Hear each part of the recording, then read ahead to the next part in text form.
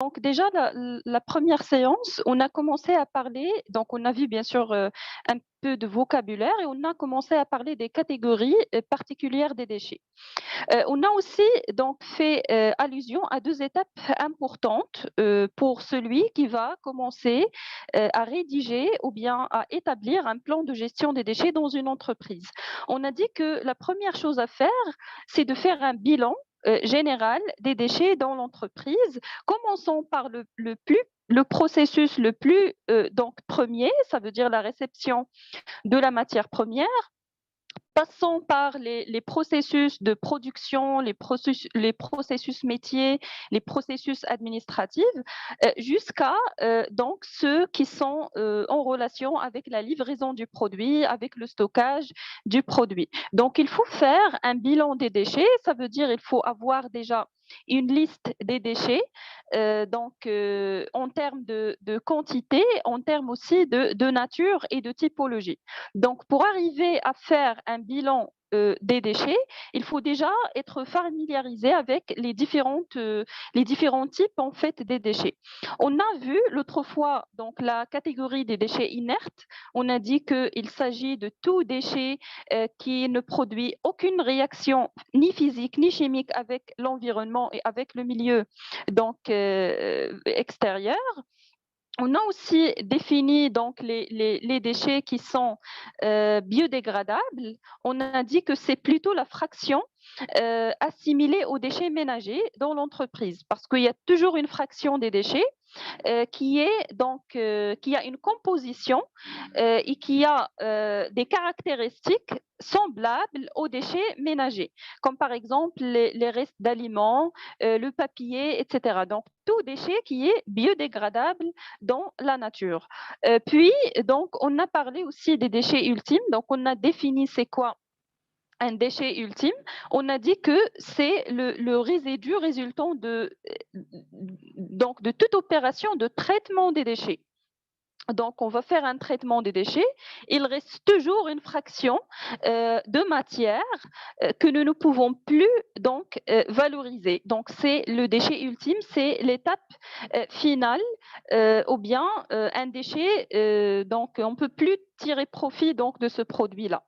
Alors, c'est un petit peu, un petit résumé de ce qu'on a vu l'autre fois. On a bien sûr vu le diagramme de l'In5 en ce qui concerne la valorisation, le traitement, la différence entre les deux, donc valorisation matière, valorisation énergétique, etc. Donc, il s'agit donc des 5 R. C'est un système de priorité au niveau de l'entreprise. Priorité de quoi?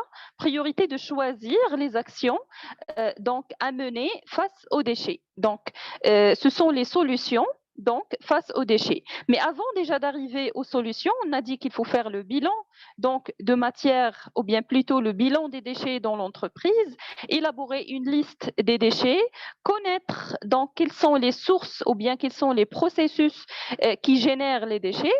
Et maintenant, donc, on a la catégorie la plus importante, ce sont donc les déchets dangereux. Pourquoi très importante? Parce que ce sont donc les déchets qui nécessitent un suivi qui est très vigilant au sein de l'entreprise, si jamais donc, bien sûr, l'entreprise produit ce type de déchets. Alors la première, déjà, il faut définir c'est quoi un déchet dangereux du point de vue juridique, donc du point de vue de la réglementation. Un déchet dangereux, donc c'est toute forme de déchet qui, par leur nature dangereuse, constitue un danger, que ce soit pour l'équilibre écologique, ça veut dire pour l'environnement, ou bien aussi pour la santé et la sécurité. Donc, j'ai déjà mentionné l'autre fois que la gestion des déchets, ce n'est pas uniquement question de protection de l'environnement. Par exemple, une démarche ISO 14001, c'est aussi donc question de santé et de sécurité. La démarche ISO, par exemple, 45001. Donc, on trouve une intersection entre les deux disciplines, telles que fixées bien sûr par les normes internationales dans ce domaine. Donc les déchets dangereux, en fait, c'est tout déchet qui a une nature dangereuse. On parle de la nature dangereuse, que ce soit un déchet qui est toxique, qui représente donc une toxicité pour l'environnement ou bien pour l'homme, radioactive, donc qui va émettre une activité radioactive donc néfaste pour la santé, explosive, inflammable ou bien biologique. Donc une nature dangereuse qui est biologique. Alors, déjà, dans l'entreprise, après votre bilan des déchets, il faut faire la distinction entre tout ce qui est déchets dangereux et tout ce qui est déchets non dangereux. Je vais prendre les déchets non dangereux encore une fois et je dois donc connaître leur catégorie. Est-ce qu'ils sont inertes? Est-ce qu'ils sont donc biodégradables, etc. Parce que la destination par la suite, ou bien le choix de la façon de traitement, de la façon d'élimination, va suivre les caractéristiques ou bien dépend des caractéristiques de ce déchet.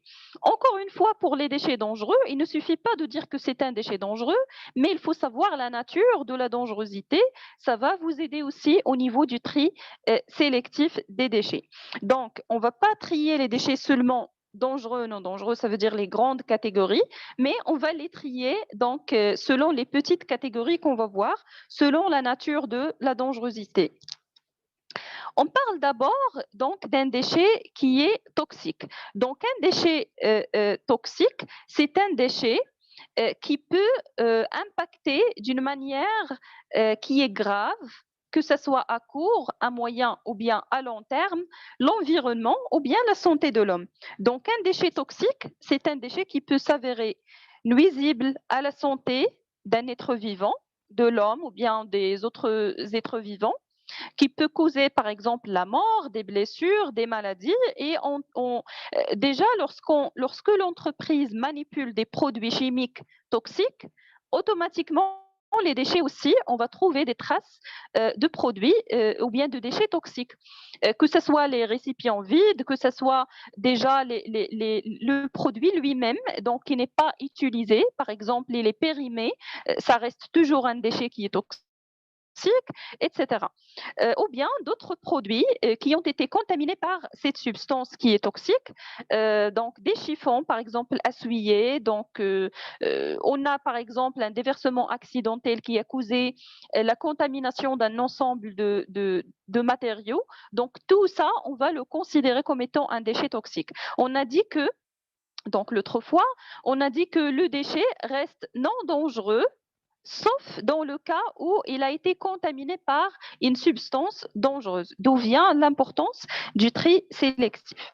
Un déchet aussi toxique, il peut contaminer l'eau, il peut contaminer le sol, contaminer l'atmosphère, donc il a des effets directs ou bien indirects sur l'environnement, sur la santé humaine. Et puis, vous avez aussi donc des déchets qui sont écotoxiques. Ça veut dire qu'ils causent des équilibres aux écosystèmes. Ce n'est pas toxique pour l'homme avec certaines doses, mais c'est toxique, par exemple, pour l'écologie, pour l'équilibre écologique. Donc, un déchet écotoxique a des doses, donc il peut être écotoxique à des doses où il n'est pas réputé toxique pour l'homme. Et sa toxicité peut éventuellement donc exacerber pour une synergie avec un autre composé. Donc parfois, on a d'autres composés qui entrent en interaction avec une substance chimique et le résultat, ça va être donc un résultat toxique. Je peux dire, donc vous pouvez par exemple poser la question, comment savoir est-ce que ce déchet-là, il est toxique? Déjà, la première chose, en revenant vers la source de ce déchet, ça veut dire le produit donc qui a donné naissance à ce déchet. Donc toujours, les déchets, ils viennent de quoi? Ils viennent des produits consommés, que ce soit la matière première ou bien la matière auxiliaire. En fait, la bonne nouvelle, c'est que chaque produit qu'on va acheter dans l'entreprise, qu'on va acquérir comme matière première ou bien auxiliaire, il vient avec une fiche de données de sécurité. Cette fiche de données de sécurité, il donne toutes les informations sur ce produit. Et bien sûr, les informations sur le produit, ce sont aussi les informations sur le déchet résultant de ce produit. Il donne la nature de la dangerosité, il donne le niveau de toxicité, est-ce que c'est pour l'homme, toxique pour les êtres vivants, toxique pour l'environnement, etc. Il vous donne plusieurs informations aussi en ce qui concerne la protection, comment se protéger contre les risques et les dangers, comment il faut traiter donc ce déchet, et aussi il vous donne le pictogramme de danger en relation avec ce déchet. Pictogramme de danger, donc généralement les déchets toxiques sont de nature chimique. Donc en général, les déchets toxiques, ce sont des déchets de nature chimique. Et le pictogramme des déchets toxiques, c'est celui-là. Donc dès que je vois donc ce logo ou bien ce pictogramme, je sais qu'il s'agit d'un produit toxique, donc le déchet aussi, il est toxique. Alors, lorsque je vais stocker ce déchet dans l'entreprise, par exemple dans un récipient en plastique ou bien n'importe quel récipient, je dois aussi donc mettre le pictogramme de ce déchet pour que tout le monde soit au courant qu'il s'agit d'un déchet toxique. Bien sûr, ça, c'est de la réglementation aussi. Il faut donc étiqueter les déchets, et l'étiquette, on va la voir par la suite, mais cette étiquette, elle doit comporter obligatoirement le pictogramme de déchets. Donc, déchets toxiques, ça peut être un récipient contaminé par une substance toxique. Les piles, par exemple, et les accumulateurs sont aussi des déchets toxiques. Les acides et les bases. Donc, tout ça, vous pouvez donc trouver des informations, comme j'ai dit, dans les fiches de données de sécurité qui viennent avec le produit. La deuxième nature de dangerosité, ce sont les déchets radioactifs. Donc, je doute que vous pouvez donc rencontrer ça ici au Maroc. C'est rare, mais ce sont en fait les déchets issus d'une industrie nucléaire, substances radioactives. Ça veut dire qu'il a des émissions de rayonnement, d'énergie qui sont cancérigènes, qui causent donc des maladies, etc. Donc, ce sont les déchets radioactifs. Puis, vous avez une autre catégorie qui est importante, ce sont les déchets explosifs. Alors, les déchets de nature explosive représentent un risque d'explosion, tout simplement. Et voici le pictogramme. Il y a des produits qui ont une nature explosive. Ça veut dire qu'ils peuvent s'exploser s'il y a donc des conditions qui favorisent l'explosion. Et qui dit produit dit aussi la même chose pour les déchets résultant de ça. Donc, quand est-ce que donc un déchet sera explosif, ou bien quand est-ce que ça représente un risque d'explosion? Lorsqu'on est dans une zone ATEX. C'est quoi une zone ATEX? Donc, c'est une zone, c'est une atmosphère explosive. Ça veut dire un milieu dont le risque d'explosion est plus important que la moyenne.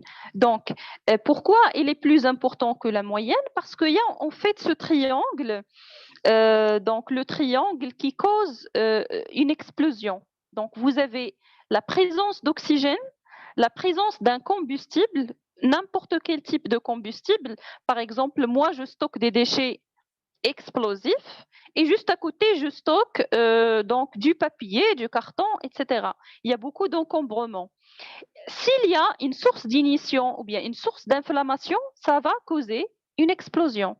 Un employé qui passe, qui jette par exemple un bout de cigarette, etc., ou bien j'ai un four juste à côté.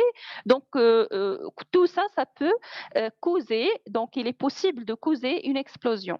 C'est pourquoi déjà, si vous avez fait votre bilan de déchets et vous connaissez que vous avez déjà des déchets de nature explosive, alors il faut stocker les déchets donc en évitant les zones ATEX. Ça veut dire que chaque zone ATEX doit être délimitée, doit être signalée. Et puis, à l'abri des zones ATEX, il faut stocker ce type de déchets. Et en plus de ça, il faut mettre donc des signes, il faut mettre voilà, donc des signes pour avertir les personnes qu'il s'agit donc, par exemple, des fonces de fumée, des fonces de... Ou bien même, je peux limiter l'accès à cette zone. Juste les personnes, par exemple, qui sont vraiment concernées, qui peuvent avoir accès donc à ce lieu. Voilà donc les déchets de la nature explosive. Vous avez de la même sorte des déchets qui sont inflammables. C'est la même chose, sauf qu'il n'y aura pas une explosion, mais il y aura un Euh, incendie. Oui, excusez-moi, oui, monsieur. excusez-moi, je pose une question qui n'est pas en lien avec les déchets, mais par rapport à la zone latex. Oui, Je prends par exemple une station-service d'essence pardon, où j'ai pas bien entendu. je prends l'exemple d'une station-service, une station-service Oui, où nous avons l'oxygène, nous avons le combustible qui est là. oui. Est-ce que l'approche, je dirais, d'un téléphone portable ou bien d'un mégot de cigarette, est-ce qu'on peut dire que cette zone-là est une zone latex? Oui, parce que cette zone, donc, vous avez tous les éléments d'une zone ATEX. Donc, vous avez la source, ou bien plutôt, vous avez de l'oxygène, bien sûr, vous avez la matière combustible, et puis D'accord. le carburant.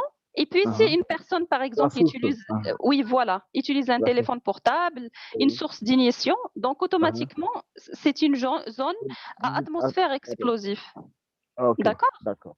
Merci. Donc, c'est la même chose. Ce sont donc les mêmes éléments Mhm. qui favorisent le feu ou bien l'explosion. Ok. Merci. D'accord.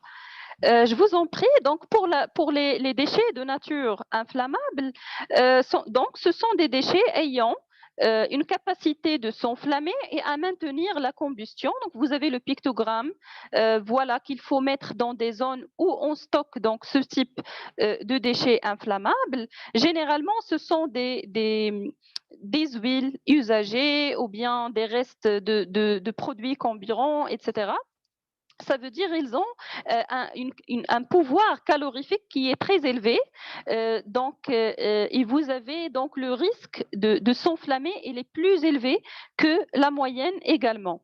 Donc voilà, il faut aussi mettre le pictogramme de danger.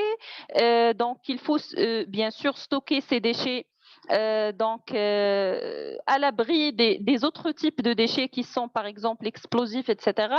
Pour ne pas, si jamais on a le feu, il ne faut pas bien sûr avoir aussi des déchets qui sont explosifs et ça va donc augmenter la gravité de la situation.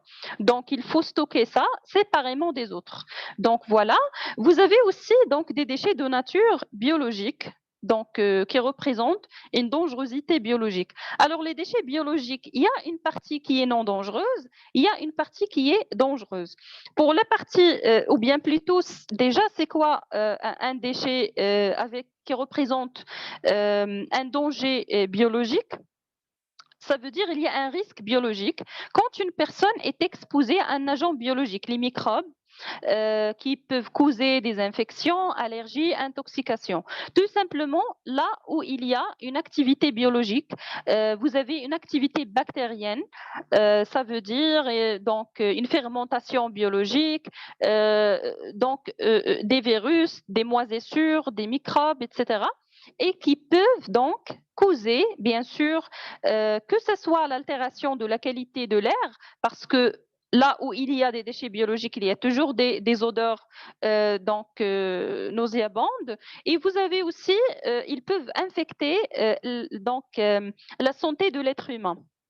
Les déchets non dangereux de type biologique, par exemple, les déchets de premiers soins, que ce soit à domicile ou bien dans l'entreprise aussi, on fait des premiers soins. Si on a un service de premiers soins, une infirmerie, les déchets de premiers soins, ce sont des déchets biologiques, mais ils ne sont pas dangereux. Les épléchures de légumes et de fruits, donc si vous avez un service restauration, les excréments d'animaux, donc ça juste un exemple pour vous donner. Donc les déchets biologiques, toujours ou bien généralement, ils sont de nature biodégradables, ils sont de nature organique. S'il vous plaît.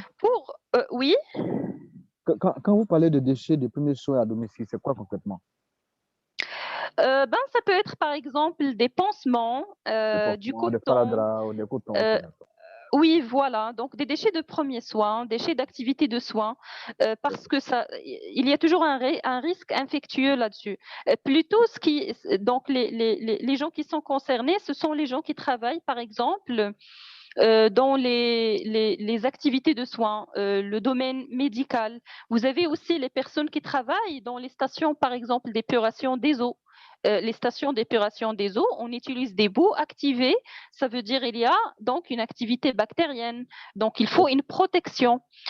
Également, les personnes qui travaillent dans les décharges contrôlées ou bien dans les services de collecte des déchets. Donc là, vous allez trouver donc un risque biologique. Il y a aussi les entreprises agroalimentaires.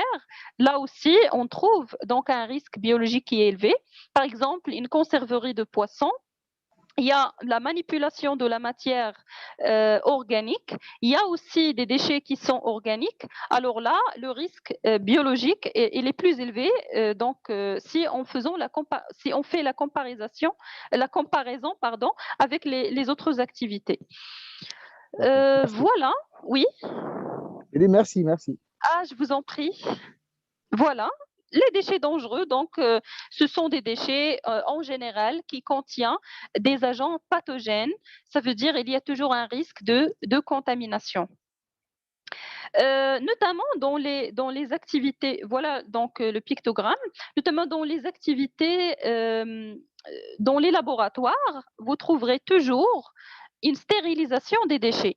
Donc, vous avez dans un laboratoire, par exemple, on a des verreries qui sont contaminées, on a des récipients qui sont contaminés, on va les mettre dans des sachets comme sur la photo.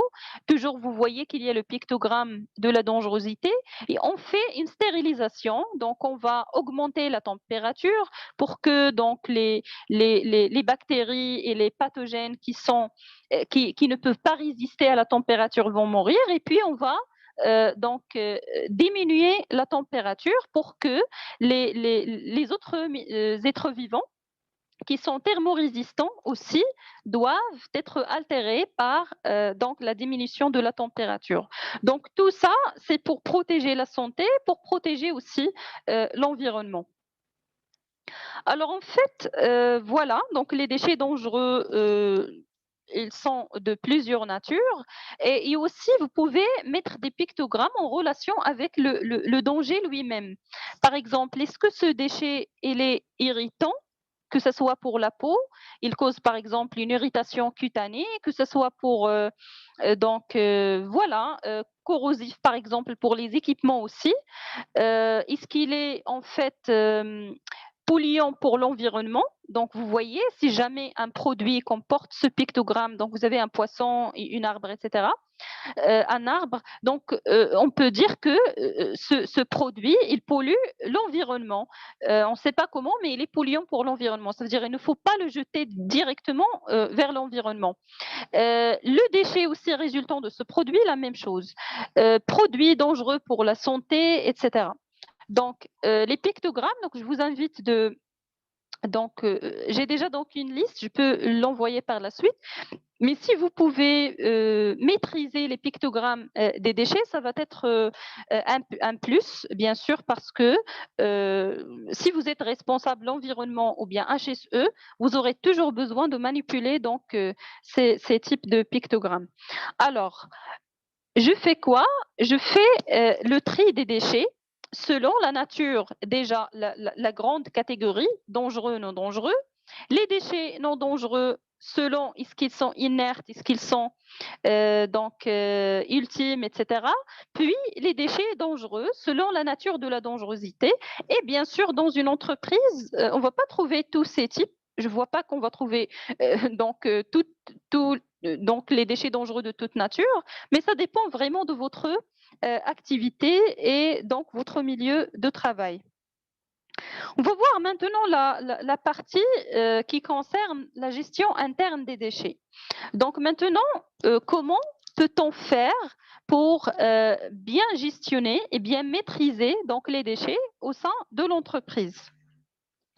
Déjà, pourquoi toute cette question de gestion des déchets? Parce que le déchet, bien sûr, il contamine l'environnement, il est néfaste pour l'environnement, pour l'homme, etc., pour la salubrité publique. Mais il y a aussi donc les coûts en relation avec les déchets.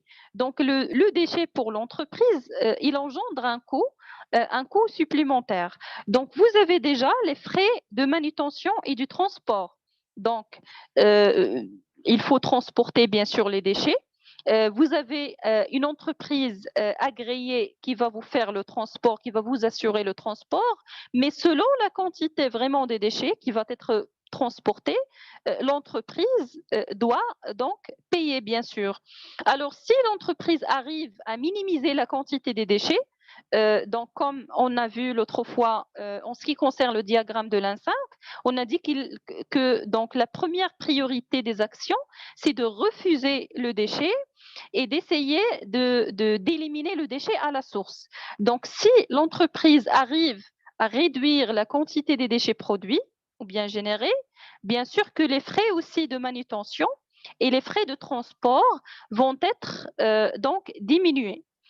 Vous avez aussi les frais d'occupation du terrain, vous avez l'entreprise, bien sûr, et l'emploi des lieux, des locaux de l'entreprise pour stocker les déchets. C'est aussi un frais, même si c'est un frais qui est caché et les non estimé, mais imaginons que l'entreprise peut minimiser donc la superficie voilà la superficie consacrée pour le stockage des déchets. Il peut utiliser donc l'espace pour autre chose. Donc, vous avez les frais de terrain occupés par les déchets et bien sûr les frais environnementaux, les surcoûts de traitement et d'élimination des déchets. Si les déchets ils sont d'une grande quantité, ça veut dire le frais aussi de traitement et d'élimination, il sera plus grand. Si les déchets ils ne sont pas bien triés, ça veut dire que vous avez une contamination entre les déchets, les frais aussi vont s'élever.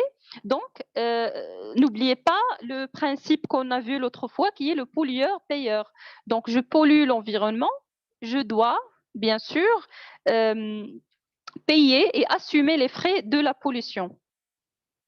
Euh, donc, dans des ouvrages ou bien généralement, des études ont été faites, ils ont estimé donc les coûts de gestion des déchets.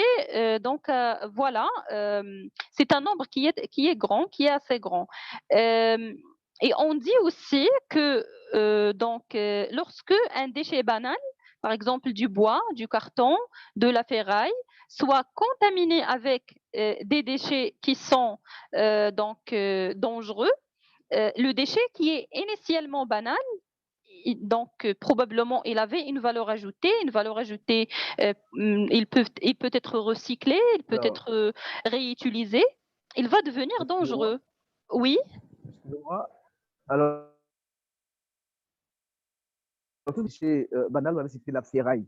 Est-ce que la ferraille, de par sa nature corrosif, n'est pas un déchet dangereux? c'est pas, non, c'est pas un déchet dangereux, même si parce que c'est le déchet qui est corrosif. Il ne va pas causer, par exemple, la corrosion d'autres choses. Il ne va pas, par exemple, causer des maladies ou bien contaminer Oui, un milieu environnemental. Vous voyez? En fait, les déchets, même les déchets qui sont banals, la ferraille oui, est stockée. pardon? Mhm. Quand la ferraille est stockée, je dis quand la ferraille est disposée quelque part, du fait que il est corrosif, parce que souvent il y a de la houille Mhm. sur la ferraille et qui, par moment, quand il pleut, ça peut, l'eau de ruissellement peut emporter la houille qui est sur la ferraille là. Est-ce que, de par ce simple fait-là, on peut pas vraiment la, la ferraille? Bon, la houille aussi, quand même, on sait quand même, c'est hein. Voilà, donc, est-ce que, à cet élément-là, on peut pas dire que la ferraille est dangereuse? Bon, c'est une question que je pose. Comprendre. Alors, alors, pour répondre à votre question, euh, tout type de déchet, à la base, il comporte un degré de dangerosité. Par exemple, quand je dis les déchets banals, Pourquoi donc on cherche à les éliminer? Du bois, du carton, de la ferraille, du verre, du plastique, etc. Parce que toujours le déchet, en lui, il est toujours dangereux à un certain degré. Il est toujours néfaste pour l'environnement. Mais lorsqu'on dit un déchet qui est dangereux, ça veut dire qu'il y a un caractère qui peut altérer, donc d'une façon qui est grave, la qualité de l'environnement et qui peut altérer d'une façon qui est grave la santé de l'homme. Par exemple, lorsque je dis un déchet corrosif, ce n'est pas un déchet par exemple, les métaux, ils sont recyclables. Les métaux, ils subissent de la corrosion, mais ils ne sont pas corrosifs. Ça veut dire ils ne causent pas la corrosion d'autre chose. Quand je dis un déchet corrosif, ça veut dire un déchet, par exemple, qui est contaminé par de la matière acide. La matière acide, lorsqu'il va être transporté dans des équipements métalliques, ils vont causer de la corrosion. Ou bien, par exemple, ils peuvent être néfastes pour la peau. Ils peuvent causer donc des irritations cutanées. Alors que de la ferraille, ça ne va pas causer donc des maladies, ça ne va pas causer de la contamination qui est grave pour l'environnement, mais bien sûr, ça à condition qu'il soit traité et stocké d'une façon qui est convenable. Même par exemple le papier, si on n'élimine pas donc les déchets en papier et en carton d'une façon qui est convenable, ils vont être néfastes pour l'environnement parce qu'ils vont occuper le sol, ils vont gâcher la qualité du paysage, etc. Donc tout déchet en lui, c'est un danger pour l'environnement et pour l'homme, mais c'est le degré de dangerosité qui fait vraiment la différence entre tout ce qui est dangereux et tout ce qui est non dangereux. Les déchets généralement non dangereux, ils sont soit recyclables, soit biodégradables dans la nature. Ils ne sont pas toxiques, ni explosifs, ni radioactifs. Mais à la base, le déchet, c'est toujours un résidu. Ça veut dire que c'est toujours quelque chose qu'on cherche à éliminer ou bien à traiter. D'accord? J'espère que Merci, c'est clair. Je merci. vous en prie. C'est clair. Voilà. Et ce qui augmente en fait la dangerosité de ces déchets, parce que, par exemple, prenons de la ferraille toujours. De la ferraille, je peux la vendre comme étant entreprise, je peux la vendre à une autre entreprise qui fait le recyclage, par exemple, du fer ou bien de l'aluminium, etc. Mais dès que cette matière ou bien cette ferraille va être contaminée, par exemple, par des huiles, par exemple l'huile d'un transformateur. Un transformateur, les huiles utilisées vont contaminer, par exemple, de la ferraille. Alors là, l'autre entreprise ne va pas accepter le déchet parce qu'il a devenu un déchet dangereux. Il faut déjà une autre entreprise pour enlever la fraction dangereuse avant qu'il soit utilisé. Parce que nous ne pouvons pas utiliser de la ferraille, par exemple, pour fabriquer de nouveaux produits et pour les vendre aux consommateurs alors qu'ils contiennent une fraction d'une matière qui est toxique ou bien qui est dangereuse. Donc, en fait, cette contamination, il va engendrer un surcoût pour l'entreprise et un surplus de coûts pour l'entreprise. Donc, il vaut mieux assurer le tri dès le début pour éviter donc cette augmentation voilà, de prix. Donc, voilà, le coût des déchets, c'est comme donc, ce qu'on appelle l'iceberg. Donc, vous avez des coûts qui sont cachés, des coûts qui ne sont pas visibles et qui sont difficilement donc, exprimés ou bien détectés par l'entreprise. Mais toujours, pardon, comment peut-on donc éviter ou bien réduire ces coûts? C'est en faisant la bonne gestion, maîtrisant les déchets, donc cherchant à minimiser la quantité des déchets, bien sûr dans les mesures de possible. Alors parmi les bonnes pratiques de gestion des déchets, vous allez toujours trouver le tri sélectif. Alors, le tri sélectif, on entend toujours parler du tri sélectif et ça semble très banal. Donc, déjà dans les entreprises, heureusement, donc la plus grande partie des entreprises ont fait du tri sélectif parce que déjà, c'est question de réglementation. Alors, le tri sélectif des déchets en entreprise, il s'agit de trier les déchets banals et dangereux ça veut dire séparer les déchets banals des déchets dangereux pour réduire la contamination, trier les déchets non dangereux selon leur nature, donc adopter un système de tri des déchets en code couleur. Donc le système le plus connu dans des entreprises, c'est les systèmes en code couleur. Par exemple, dans les locaux administratifs, on peut employer donc des poubelles en couleur. Euh, donc déjà, par exemple, vous êtes dans une démarche ISO 14001 ou pas, donc la gestion des déchets, ça ne concerne pas uniquement l'ISO 14001, mais imaginons que vous êtes dans une démarche ISO 14001. Parmi les premières actions que vous devez intégrer dans votre plan d'action, c'est le tri sélectif. C'est assez simple, mais c'est assez productif. Donc, si vous êtes déjà familiarisé avec le code couleur, le vert, c'est pour le vert. Donc, et les boîtes de conserve, le jaune, c'est pour le plastique, les emballages. Donc, pardon, donc il y a une faute de frappe. Les emballages, en fait, les bouteilles d'eau, etc. Le bleu, donc, c'est le papier, les journaux, le carton, etc. Et le marron ou bien le rouge, ce sont les déchets non recyclables.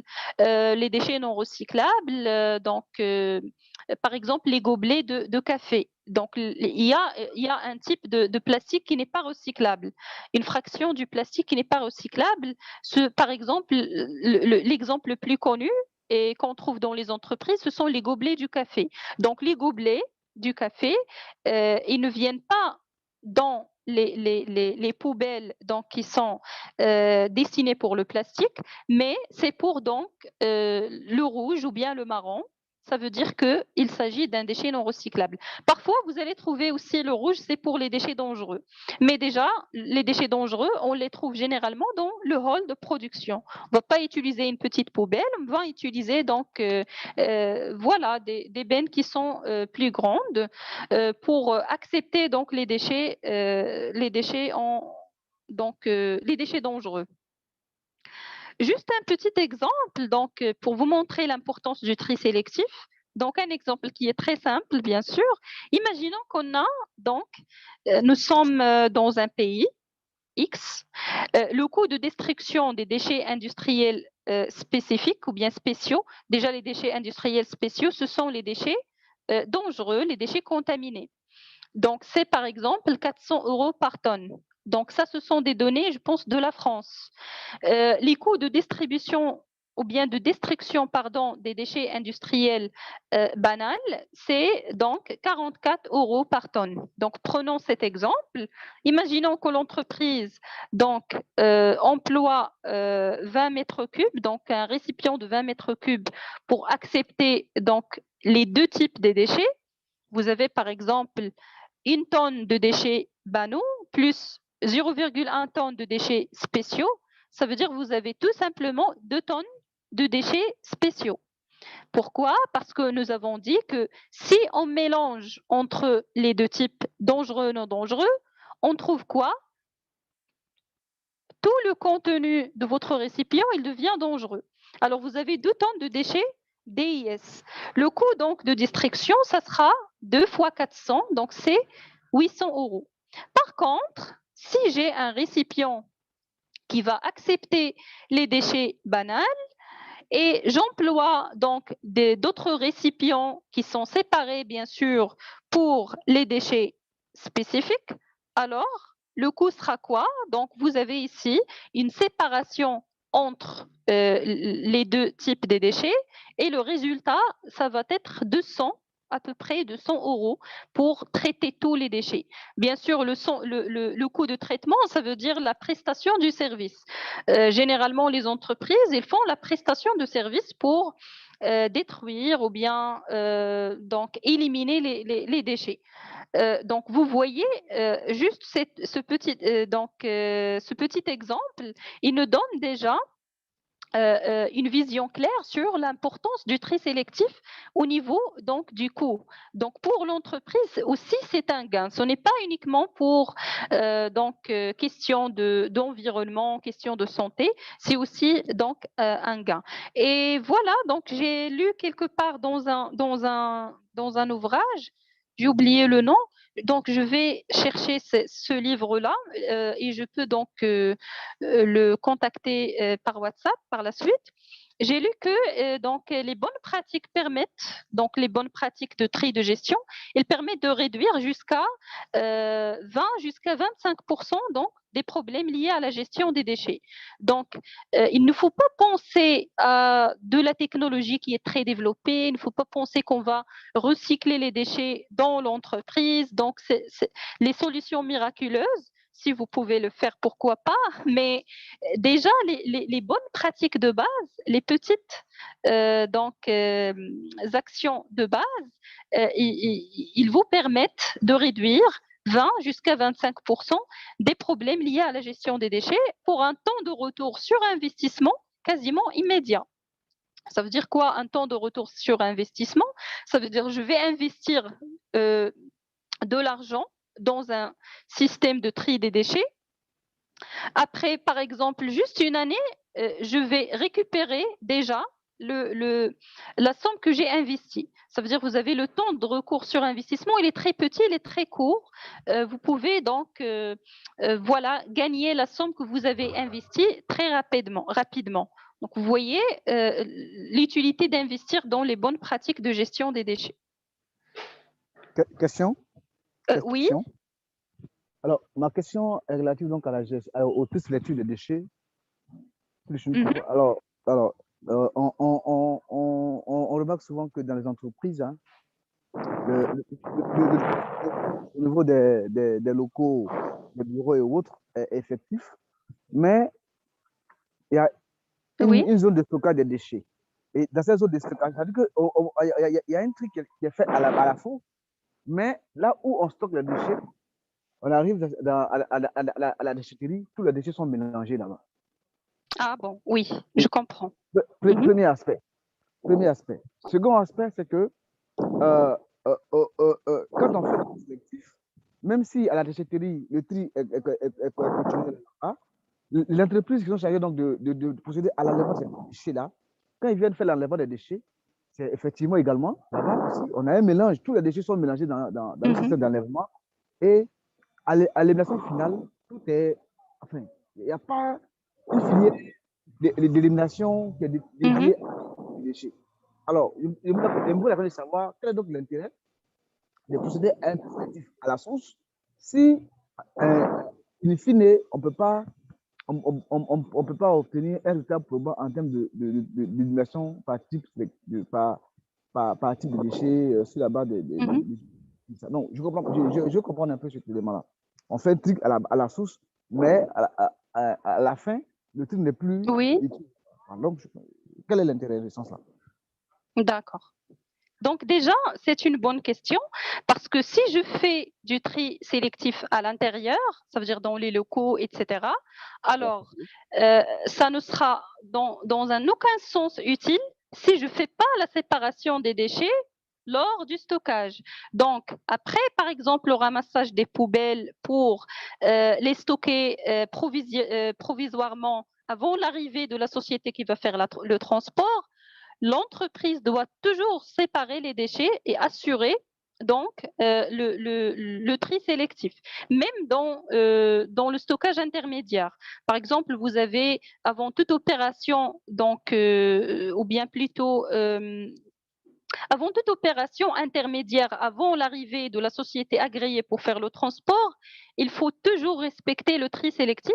Sinon, ça ne sert à rien de trier dans les locaux et puis vers le point de collecte, donc les déchets seront mélangés. Donc, je vois aucune utilité pour ça. C'est pourquoi, en fait, il vous faut une procédure de gestion de déchets. Ça veut dire une procédure qui va décrire à la lettre comment nous devons stocker les déchets dès le début, dès donc la production jusqu'à le point final lorsqu'on va les confier donc au prestataire de service qui va faire le transport. Alors là, c'est le premier point.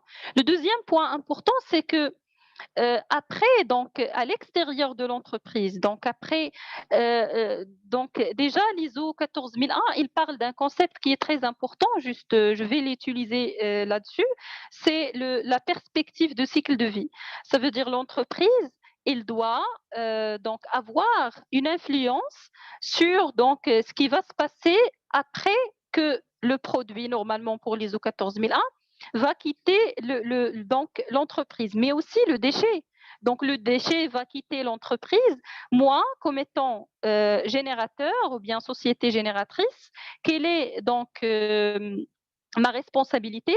C'est de choisir le bon donc prestataire de service. Ça veut dire une société qui est agréée, qui va toujours, puisqu'il est agréé, ça veut dire il ne va pas mélanger les déchets. Il va toujours respecter la question du tri jusqu'à donc la destination finale.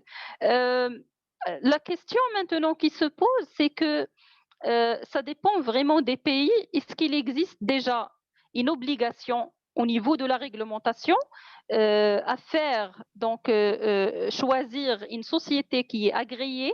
Donc déjà dans la réglementation, par exemple marocaine, on vous dit que vous ne pouvez pas confier les déchets à n'importe quelle société ou bien à n'importe quelle destination. Il vous faut bien sûr une traçabilité pour justifier le fait que l'entreprise qui a fait le transport et celle qui a fait l'élimination ou bien la valorisation selon votre choix va toujours respecter les bonnes règles de gestion des déchets pour protéger l'environnement et pour protéger la santé. Donc, ce sont les principes qu'on a vus la première séance, la prévention, la prévention, le principe de précaution et le principe pollueur-payeur et le principe correction. Donc, les principes fondamentaux de la gestion de déchets et de protection de l'environnement.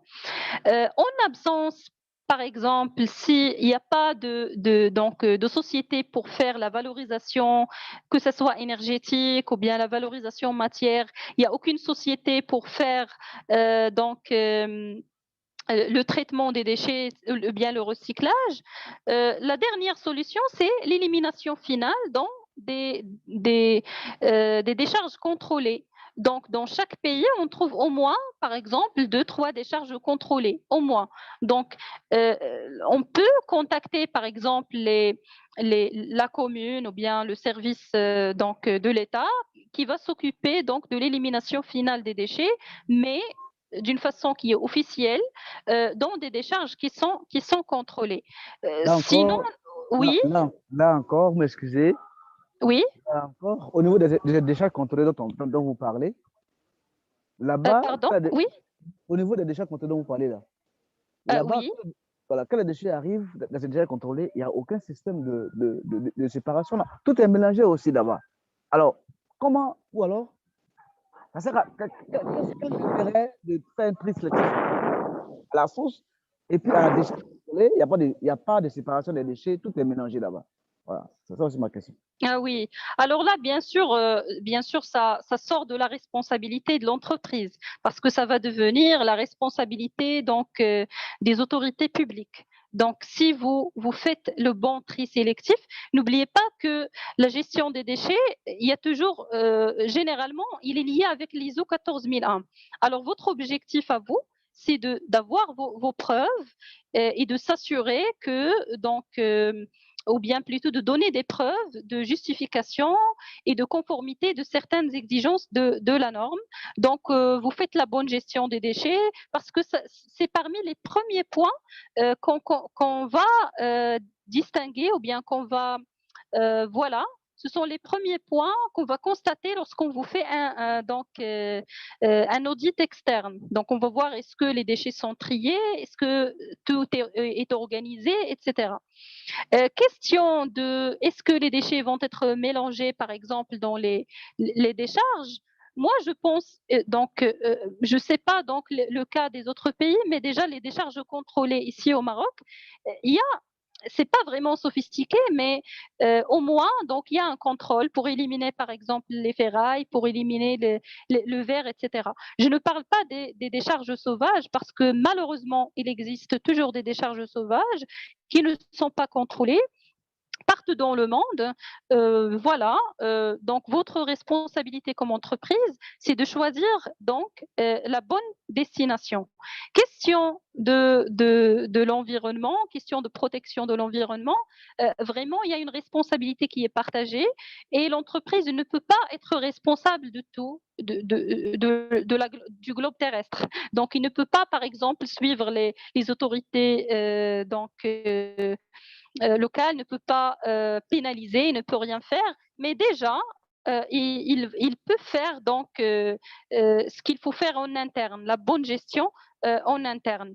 La question de la destination, de l'installation, est-ce qu'il respecte, est-ce qu'il ne respecte pas, c'est cette entreprise qui va prendre en charge cette installation d'élimination qui va être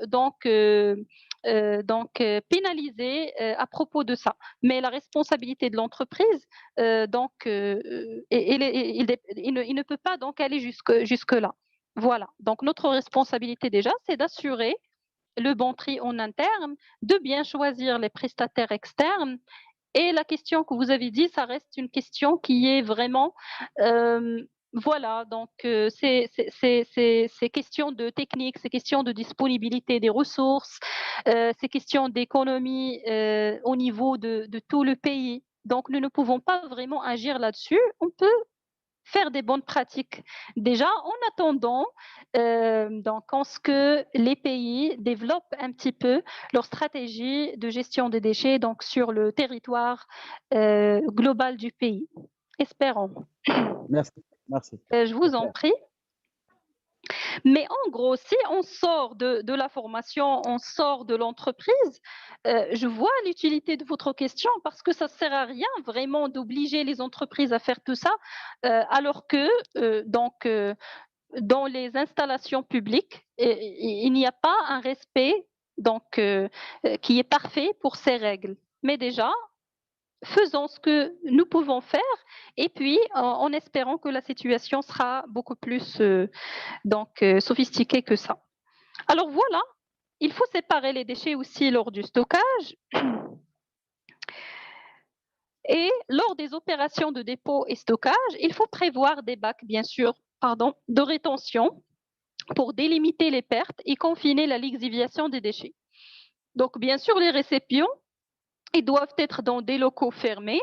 Sinon, ils doivent être munis de couvercles pour éviter les intempéries, pour éviter le vent, pour qu'ils ne soient pas soulevés par le vent, pour qu'ils ne soient pas dilués par de l'eau du pluie, par exemple, parce que ça cause la lixiviation des déchets.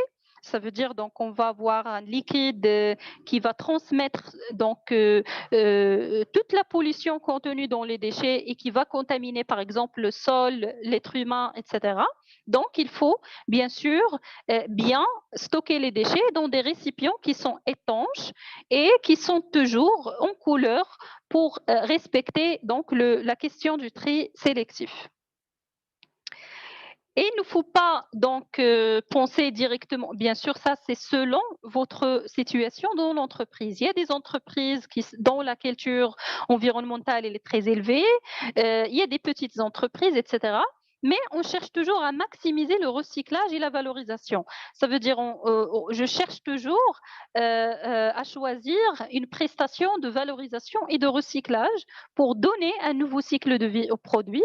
Mais si je ne trouve pas ça, ou bien je ne peux pas assumer les frais de ça, le minimum des choses, c'est de choisir un mode d'élimination qui est convenable et qui est moins nocif pour l'environnement, comme les décharges contrôlées, comme un centre d'incinération technique, qui va assurer un minimum de protection de l'environnement. Il ne faut pas oublier la question de sensibilisation du personnel. Donc, si je suis responsable environnement, je dois bien sûr sensibiliser les personnes. Les personnes, peut-être, ils ne comprennent pas le code en couleur, ils ne comprennent pas l'utilité du tri. Donc, la démarche ne va pas réussir si les personnes déjà, ils ne sont pas bien formées à cette question. Donc, il faut faire de la sensibilisation au tri sélectif ou bien en général à la gestion des déchets. Donc déjà, c'est bien pour le responsable environnement de justifier son salaire. Donc, il fait des opérations, il fait des formations, par exemple, en interne, il fait un effort donc, pour augmenter la culture environnementale au sein de l'entreprise. Donc, il y a des règles, bien sûr, à respecter pour gestionner les déchets ou bien pour faire la gestion des déchets dangereux. Il faut toujours chercher à les limiter à la source. Si vraiment on n'a pas besoin d'un produit qui est toxique et n'est pas essentiel, par exemple, bien il y a une autre donc matière de substitution, il vaut mieux l'éviter si c'est possible. Il ne faut pas jeter les déchets, bien sûr, dangereux n'importe où, bien n'importe comment. Il faut désigner des lieux de stockage provisoires. Il faut séparer le stockage selon la nature de la dangerosité et il faut laisser les déchets dans leur emballage d'origine. Par exemple, j'ai des produits dangereux, de la poudre dangereuse dans un récipient. C'est un produit. Euh, il est recommandé de les laisser dans le récipient donc de base. Ça veut dire lorsqu'il va être périmé ou bien on a un déversement par exemple, je stocke le déchet dans son emballage d'origine. Pourquoi? Pour éviter déjà de réutiliser les récipients qui sont contaminés pour autre chose. Donc vous savez que les produits chimiques, ils entrent en interaction, etc. Ça peut donc causer des problèmes par la suite.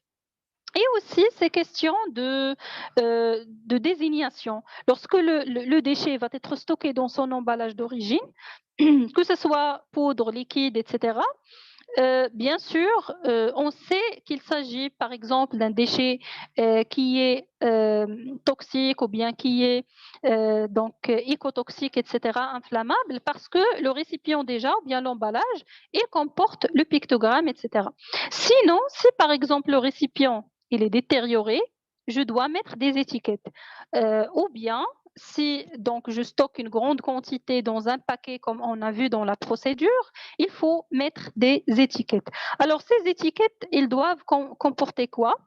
Le producteur, ça veut dire votre société. Bien sûr, je parle du producteur du déchet et non pas du produit. Le déchet, il faut le désigner. Donc, c'est quoi ce déchet, son nom, donc est-ce qu'il y a un code? Donc, il faut donc voilà, il faut faire mentionner le code et puis il faut bien sûr désigner la nature de dangerosité. Est-ce qu'il est toxique, nocif, corrosif, inflammable, comburant ou bien est-ce qu'il est nocif et contaminant pour l'environnement? Autre exemple, par exemple ici, vous avez étiquetage des bidons, des récipients vides. Donc les récipients qui sont vides, bien sûr, ils sont contaminés. Par exemple ici, vous avez un solvant halogéné. Alors le récipient, bien sûr, il est aussi contaminé par cette matière. Donc le solvant halogéné, bien sûr, il est inflammable. Donc on a désigné ça. Et il est aussi toxique. Donc vous avez les deux pictogrammes. Vous avez donc la nomenclature du produit, le numéro du produit si vous avez une codification, par exemple, réglementaire. Déjà, nous, dans le CMD, le catalogue marocain des déchets, on a des codes.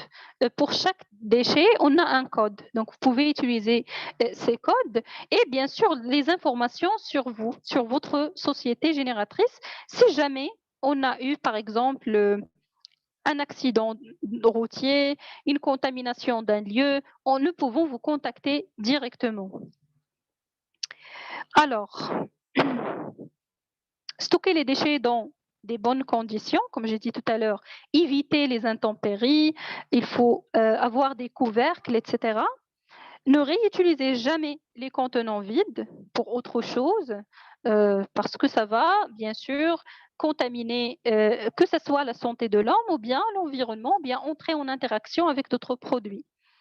Porter des gants, bien sûr, un masque adapté lors de la manipulation des déchets dangereux. Par exemple, votre équipe interne qui va faire le nettoyage, qui va faire le stockage des déchets, même si vous êtes responsable de l'environnement, mais il faut aussi surveiller le côté santé et sécurité. Il faut demander des gants pour protéger les personnes. Il faut aussi demander des masques. Donc, si par exemple les déchets, ils représentent un risque de toxication par inhalation, donc tout ça, il faut le prendre en considération dans votre plan de gestion des déchets ou bien dans votre procédure. Alors, je vais résumer les étapes déjà de réalisation du plan de gestion des déchets. Il faut faire l'inventaire des déchets. Ça veut dire établir un bilan matière pour tous les processus de production, de réalisation, aussi les locaux administratifs. Analyser la nature des déchets. Classifier vos déchets selon leur type et leur caractère dangereux. Analyser la réglementation.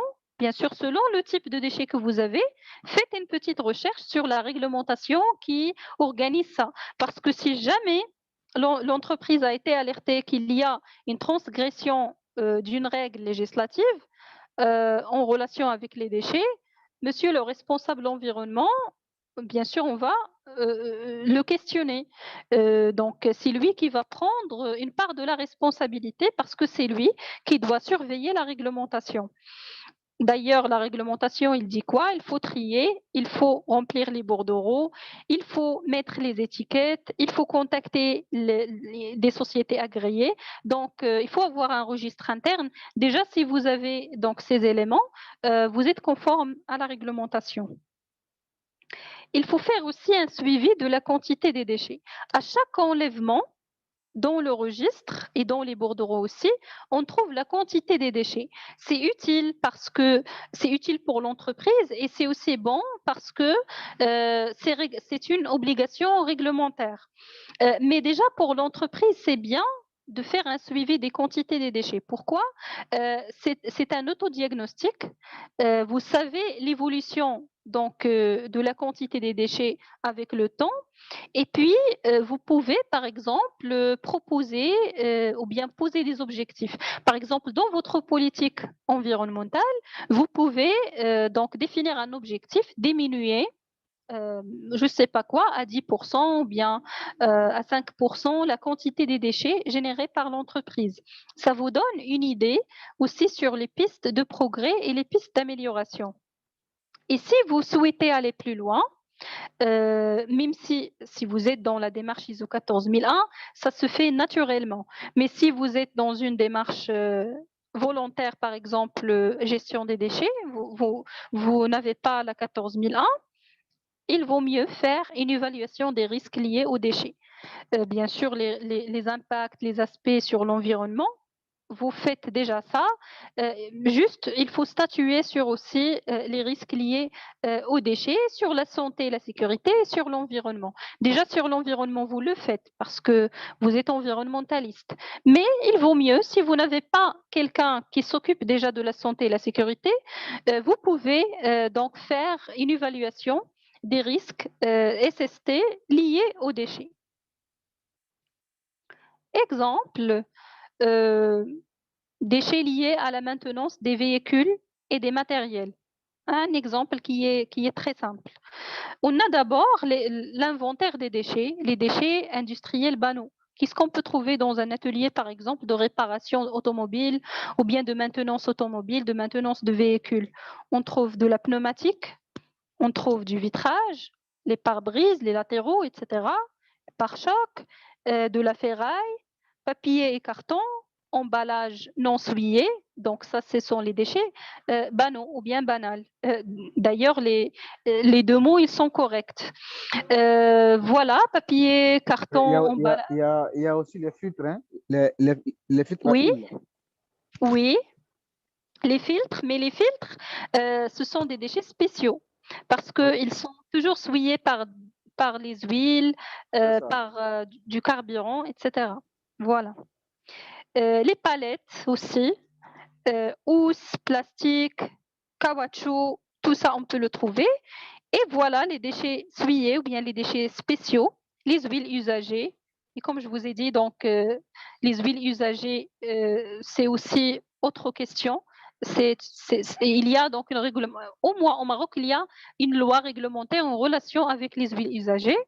liquides de refroidissement. Pourquoi ce sont des liquides, mais je les pris comme étant des déchets solides parce qu'ils sont toujours dans leur emballage normalement. On prend tout ça comme étant un déchet solide. Batterie et piles, vous avez les filtres carburants, comme vous avez dit, les filtres des huiles et de l'air, les emballages souillés et solides imprégnés, vous avez les solvants, les dégraissants, les aérosols, et vous avez les bouts de peinture et les cols. Tout ça, ce sont des déchets qui sont dangereux et qui sont spécifiques. Ça veut dire quoi spécifique? Ça veut dire spécifiquement lié à cette activité, proprement dite. On va faire par exemple une analyse de danger. Vous avez les déchets, par exemple les huiles usagées. Il y a des sources de danger. Pourquoi je vous ai fait cette petite analyse de danger? Pour pouvoir intégrer donc ce côté santé et sécurité, etc., et aussi côté environnement. Source du danger, il contient des éléments toxiques, les métaux lourds, des acides. On peut avoir un déversement dans le réseau des eaux usées. Parfois, on peut contaminer le réseau des eaux usées. Le risque, c'est quoi? C'est un facteur de développement du cancer de la peau. Donc, il contient.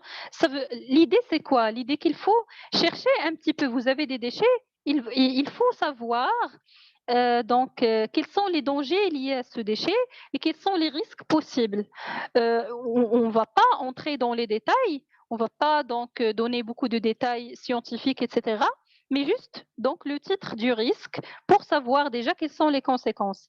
Source de lésions oculaires, colmatation des filtres d'esthète, par exemple, si je fais évacuer les huiles usagées dans le réseau d'assainissement, c'est interdit. Pourquoi? Parce qu'ils vont colmater les filtres des stations d'épuration des eaux, ils vont perturber les opérations d'épuration. C'est pourquoi le législateur il vous dit que ces huiles ils vont être confiées à une société qui fait le traitement, le recyclage ou bien la destruction complètement. Les liquides d'entretien, les liquides de refroidissement, la même chose.